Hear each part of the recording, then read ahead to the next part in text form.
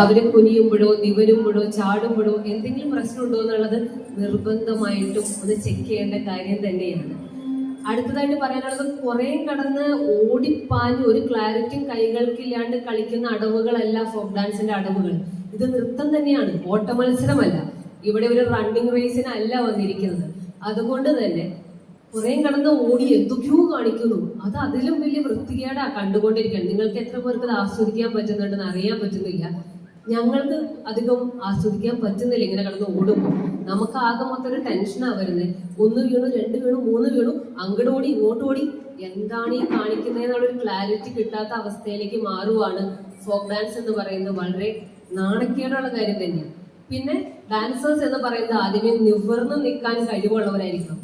നമ്മളിവിടെ കാണുന്ന കുട്ടികൾക്ക് വളഞ്ഞുകൂടി നിൽക്കുന്ന ഒരു ഡാൻസറോ, അത് എന്ത് ഡാൻസാണ്? ഏത് ഫോക്ക് ഡാൻസ് ആണെങ്കിലും, ഏത് ക്ലാസിക്കൽ ഡാൻസ് ആയാലും, ഏത് സിനിമാറ്റിക് ഡാൻസ് ആണെങ്കിൽ കൂടിയും വളഞ്ഞുകൂടി ഒരു ഡാൻസറെ നിങ്ങൾക്ക് അംഗീകരിക്കാൻ പറ്റും.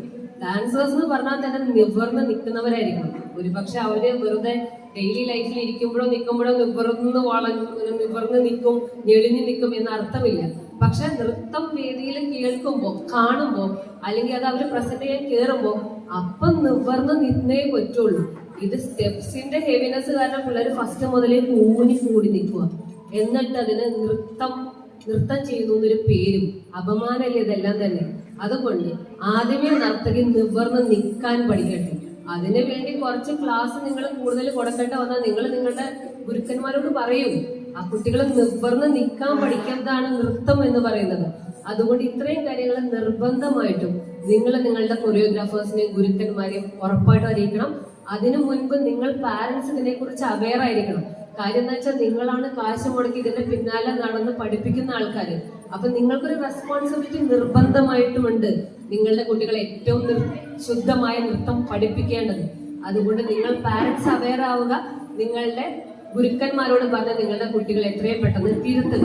നിങ്ങൾക്ക് കാണുമ്പോൾ ഇതായിരിക്കും ഫസ്റ്റ് അതായിരിക്കും ഫസ്റ്റ് എന്ന് തോന്നുന്നതായിരിക്കില്ല ഒരുപക്ഷെ ഫസ്റ്റ്. ഈ നൃത്തത്തിന്റെ കുറെ കാര്യങ്ങൾ ഞാനിപ്പോ ഇത്രയും ഇൻട്രൊഡക്ഷൻ പറയുമ്പോൾ തന്നെ നിങ്ങൾക്ക് മനസ്സിലായി കഴിഞ്ഞു ഇത്രയും കാര്യങ്ങൾ മിനിമം നൃത്തത്തിൽ ഉണ്ട് എന്നുള്ളത്. പിന്നെ ഒരു നർത്തകയുടെ ഏറ്റവും വലിയ ക്വാളിറ്റി ഒരു കോൺഫിഡൻസ് ആണ്. ഇവിടെ ഒരു കുട്ടി വീണായിരുന്നു, അത് ആർക്കെങ്കിലും മനസ്സിലായിരുന്നു. ഒരു പകർച്ചയില്ലാണ്ട് തുടർന്നങ്ങ് കളിച്ചു. അതൊരു ക്വാളിറ്റിയാണ് ഒരു ഡാൻസറിന്റെ. ആ വീഴ്ച അവളെ ബാധിക്കില്ല, ജീവിതത്തിലും ആ വീഴ്ച ബാധിക്കില്ല എന്ന് കാണിക്കുന്ന നൃത്തമാണ് യഥാർത്ഥ നൃത്തം. അതിനെ ഞങ്ങൾ അംഗീകരിക്കാൻ തന്നെ ചെയ്യുന്നു.